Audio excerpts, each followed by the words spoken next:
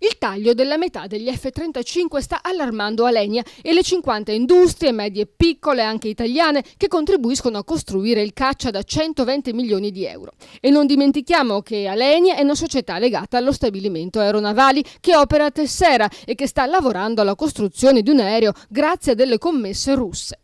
Un ridimensionamento della produzione di Alenia potrebbe avere ripercussioni a cascata in tutti gli stabilimenti italiani.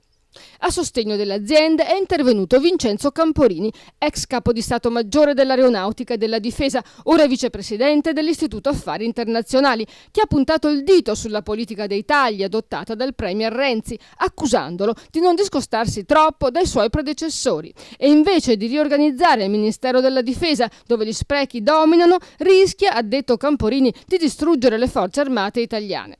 Il vicepresidente dell'Istituto Affari Internazionali ha detto che i fondi risparmiati dalla mancata costruzione di 45 F-35 si potrebbero recuperare accorpando le flotte divise della Marina e dell'Aeronautica e anche le due basi aeree separate in Italia. Forse non tutti sanno che ci sono aerei militari della Marina e dell'Aeronautica. Meglio sarebbe avere un'unica flotta, sostiene Camporini, da fornire a chi ne ha bisogno. È l'uovo di Colombo, ma mentre è facile schiacciare il fondo di un uovo per farlo stare in piedi, è molto più difficile sfoltire le fila di generali che diventerebbero inutili in un accentramento delle sedi.